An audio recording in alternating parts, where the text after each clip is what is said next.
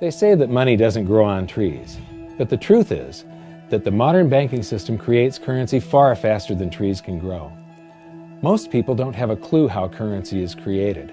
Economists and bankers make it sound so complex that people think they can't understand it. But I'm going to strip our monetary system down to its essence so that you can see the scam behind the curtain and just how it affects you. Every modern society creates currency in pretty much the same way. But since the US dollar is the majority of the world's currency, I'm going to use the United States as our example. It all starts when some politician says, "Vote for me and I'll make sure the government provides you more free stuff than my opponent will." But there's no such thing as a free lunch. So to provide that supposedly free stuff, the politicians vote for the country to spend more than its income. This is called deficit spending. To pay for that deficit spending, the Treasury borrows currency by issuing a bond. So what's a bond? If you think about it, a bond is really nothing but a glorified IOU. It's a pretty piece of paper with numbers printed on it that says, "Loan me $1 trillion today, and I promise over a 10-year period I'm going to pay you back that $1 trillion plus interest." But what you need to understand is that Treasury bonds are our national debt. These glorified IOUs are to be paid back by you and I and our descendants through future taxation. Therefore, when the government issues a bond, it steals prosperity out of the future so that it can spend it today. The Treasury then holds a bond auction, and the world's largest banks show up and compete to buy part of our national debt and make a profit on it by earning interest. You'll notice that as we move through this process, the big banks are there, taking a cut every step of the way. This isn't by chance, as you'll see shortly. Then, through a shell game called open market operations, the banks get to sell some of those bonds to the Federal Reserve at a profit. To pay for the bonds, the Federal Reserve opens up its big old checkbook and writes bad, bogus, counterfeit checks that should bounce because they're drawn on an account that always has a zero balance. There isn't one penny in there. To quote from the Boston Federal Reserve, "When you or I write a check, there must be sufficient funds in our account to cover that check. But when the Federal Reserve writes a check, there is no bank deposit on which that check is drawn. When the Federal Reserve writes a check, it is creating money." The Fed then hands those checks to the banks, and at this point, currency springs into existence. The banks then take that currency and buy more bonds at the next Treasury auction. But what is a check? A check is also an IOU. When you write a check, you're making a note that says, "Here's my IOU for cash. All you have to do is go to the bank and pick it up." Now, it's very, very important that you understand this process because we're going to come back later and show you the devastating effect this has on you. The Treasury issues IOUs, bonds. The banks then buy those IOUs with currency. The Federal Reserve then writes IOUs, checks, and hands them to the banks in exchange for the Treasury's IOUs, the bonds. And currency is created. So what's really happening is the Federal Reserve and the Treasury are just swapping IOUs, using the banks as middlemen, and abracadabra, presto, currency magically springs into existence. This process repeats and repeats over and over again, enriching the banks and indebting the public by raising the national debt. The end result is that there's a buildup of bonds at the Federal Reserve and currency at the Treasury. This process is also where all paper currency comes from. The Federal Reserve and the government mistakenly call it base money because they didn't watch episode 1 of this series and they don't know the difference between money and currency. But I will correctly refer to it as base currency because it is not money. It is currency, and as we've learned, there is a big difference.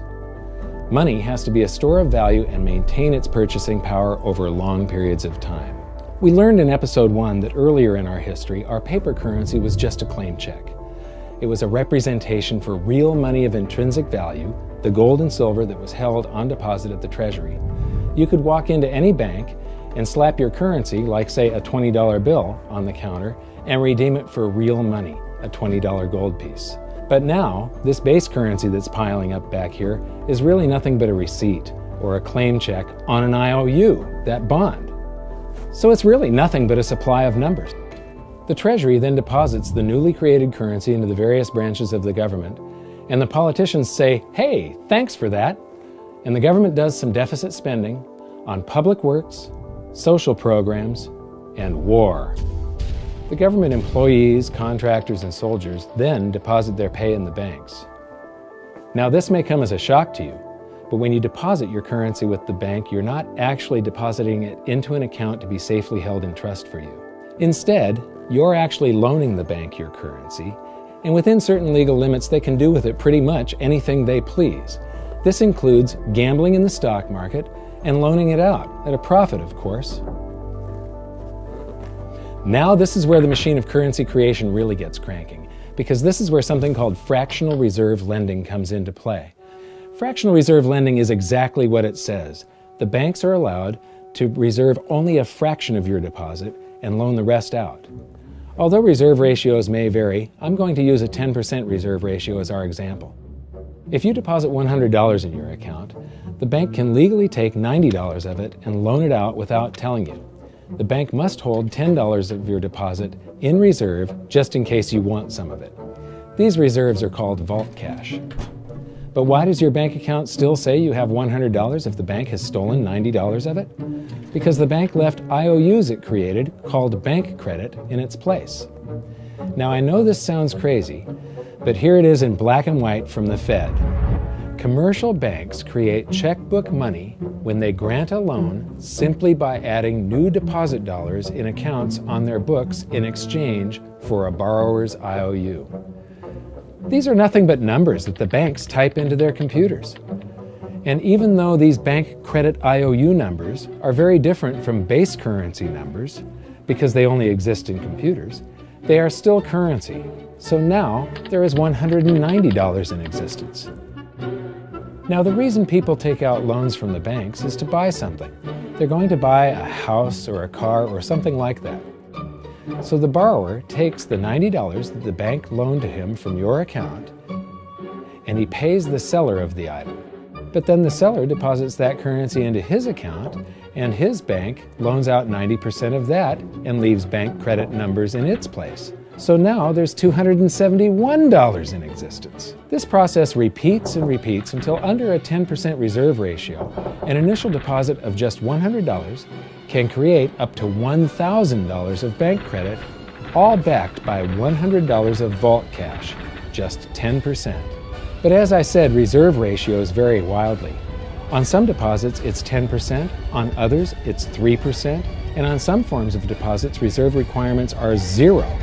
The result is that the expansion of the currency supply by the banks is far greater than even this example would lead you to believe. So once again, when currency is deposited in the banks get to lend it out, and then it gets redeposited and relent, redeposited and relent, redeposited and relent over and over again, creating bank credit all the way. This is where the vast majority of our currency supply comes from. In fact, 92 to 96% of all currency in existence is created not by the government, but here in the banking system. Now, massive amounts of currency spewing into society may at first sound like a fun idea. That is, until you remember one of the most important hidden secrets of money from episode 1, that the prices of everyday goods and services act as a sponge on an expanding currency supply. The more currency we have, the more prices rise. This is where inflation comes from. The true definition of inflation is an expansion of the currency supply. Rising prices are merely the symptom. So our entire currency supply is nothing but a couple of bucks whipped up in this hocus-pocus scam where the Treasury and the Federal Reserve swap glorified IOUs, and a bunch of numbers that the banks just type into their computers. That's it. That's our entire currency supply. It's nothing but a supply of numbers, some of them printed, most of them typed, and there is nothing else. But if you thought that was crazy, get ready to enter the twilight zone of modern economics. We work for some of that currency supply. True wealth is your time, but we trade away moments of our lives, hour by hour, day by day, and year by year, for numbers that somebody printed on pieces of paper or just typed into a computer. Now those numbers represent our blood, sweat, tears, labor, ideas, and talent. We are what gives the currency its value. But here comes the really cruel joke. We work hard so that we can save some of that currency, so that we can pay the tax collector in the United States, it's known as the IRS, They then turn it over to the Treasury so that the Treasury can pay the principal plus interest on that bond that the Federal Reserve bought with a check drawn on an account that has nothing in it. Now let's do a recap on this section, because this is where the system begins to rob you and I on a massive scale. Much of our taxes are not used for schools, roads, and public services, but to pay interest on bonds that the Federal Reserve bought with a check drawn on an account that has nothing in it. The Federal Reserve is committing fraud. But here's one of the biggest secrets of them all. Before the establishment of the Federal Reserve, there was no need for personal income tax. The Federal Reserve was created in 1913, and that very same year, the Constitution was amended to allow income tax. Do you really think this was just a coincidence? Ask yourself how much income tax you've paid over your lifetime. Much of it has been silently siphoned away into the hands of those who own the system. Yes, this system has owners. Who they are is an even bigger secret that we'll get to shortly. But first, we need to understand the mumbo-jumbo of the so-called debt ceiling. It's all based on a huge paradox. There was interest due on that bond, and there was interest due on every one of those loans that the banks made. That means that there is interest due on every dollar in existence. Let me ask you something. If you borrow the very first dollar into existence, and that's the only dollar that exists on the planet, but you promise to pay it back plus another dollar's worth of interest, where do you get the second dollar to pay the interest? The answer is that you have to borrow that one into existence and promise to pay it back with interest as well. So now there are $2 in existence, but you owe $4, and so on and so on. The result is there's never enough currency to pay the debt. There is always more debt in the system than there is currency in existence to pay the debt. Therefore, the whole system is impossible. It is finite. It will come to an end one day. What would happen if the government stopped borrowing to do deficit spending? Are the payments on those treasury bonds going to stop? What would happen if the public stopped borrowing and going deeper into debt? Are your house and car payments going to stop? No. There is a payment due every month on the principal plus the interest on every dollar in existence, and those payments do not stop. If we stop borrowing, then no new currency is created to replace the currency that we used to make those payments. Whether you're making a payment on a loan or paying tax to make a payment on a bond, the portion of the payment that goes to pay off the principal extinguishes that portion of the debt. But the debt also extinguishes the currency. Currency and debt are like matter and antimatter. When they meet, they annihilate each other. If we just pay off the principal only on all the loans and bonds that exist, the entire currency supply just vanishes. So if we don't go deeper into debt every year, look what happens. The whole thing goes into a deflationary collapse under the weight of those payments. Politicians and pundits alike talk about balancing the budget, paying down the debt, and living within our means. They don't understand that that is deflationary. It is impossible to do under our current monetary system without collapsing the whole economy. This is why any talk of a debt ceiling is not only ridiculous, it's delusional. The system is designed to require ever-increasing levels of debt just to continue. And that's why politicians will always kick the can down the road and raise this so-called debt ceiling over and over again until the whole system finally collapses under its own weight. In other words, they don't want it to collapse on their watch. The Founding Fathers of the United States knew the dangers of central banking and fought to free themselves from this very thing. The Revolutionary War started out as a tax revolt, but now we must pay tax just to have a monetary system.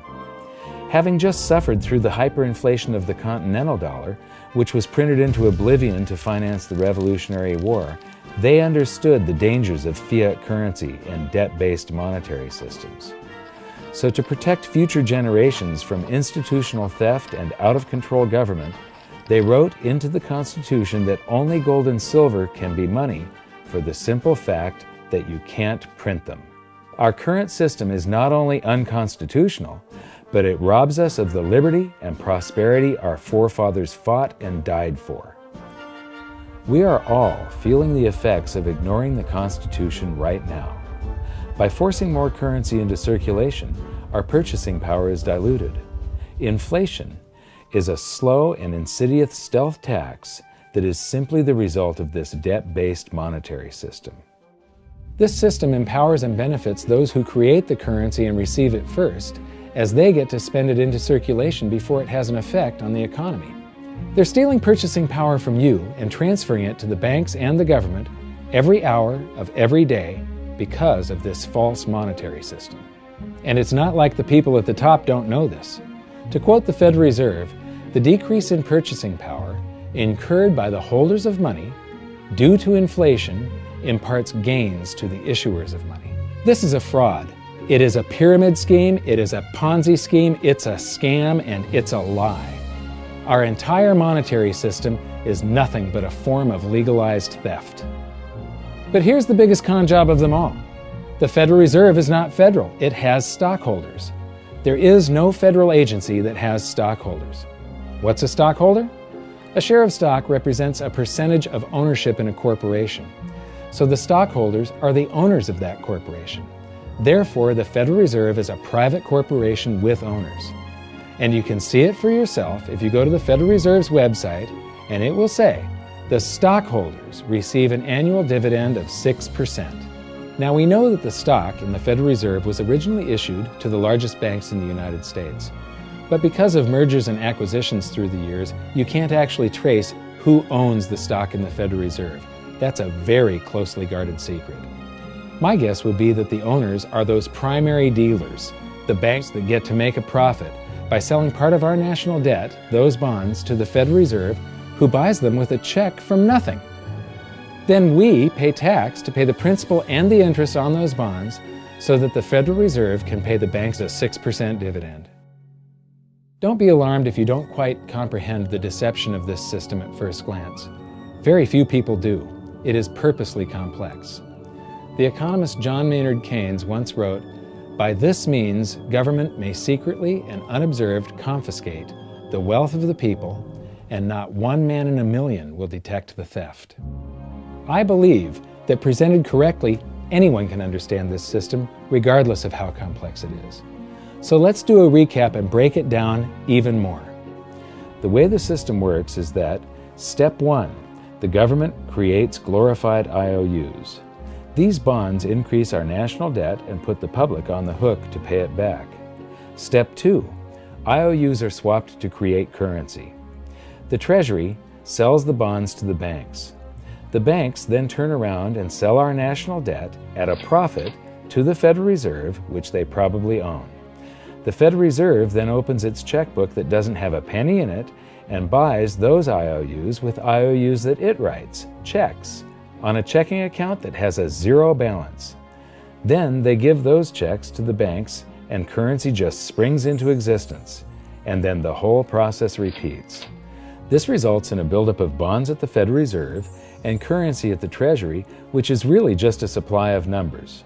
The Treasury then deposits the numbers in the various branches of the government, and we get to step 3. The government spends the numbers on promises, public works, social programs, and war.